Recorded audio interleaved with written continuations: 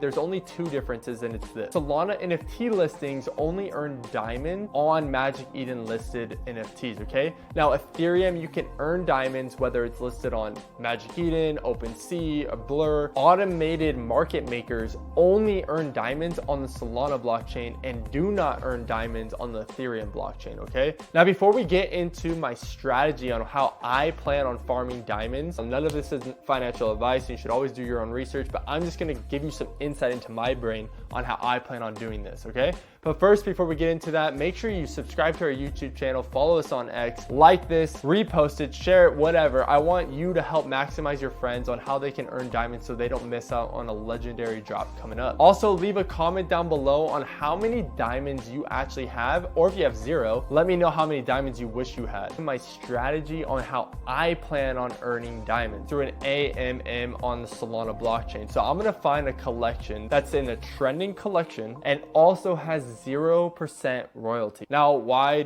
am I looking for 0% royalties? I'm looking for 0% royalties so I can make my offers as high as possible and list as low as possible. So I'm not really looking to make profit when I'm listing and selling these NFTs because I'm looking to farm diamonds. Yeah, I could wait and try to get 0.1 more soul or 0.2 more soul. Yeah, but that's not my goal here. I'm farming diamonds, okay? So for example, I want to buy an NFT for 1.6 soul and then sell it for 1.63 soul. I'm only making 0.03 soul there, but I want it to be that slim of a margin, so I just keep farming those diamonds. I want all the diamonds to come into the wallet, okay? Now I'm gonna give you an example of a couple collections that are on my potential radar of ones I'm gonna trade. Now, again, this isn't financial advice, and you should do your own research when you're trading NFTs.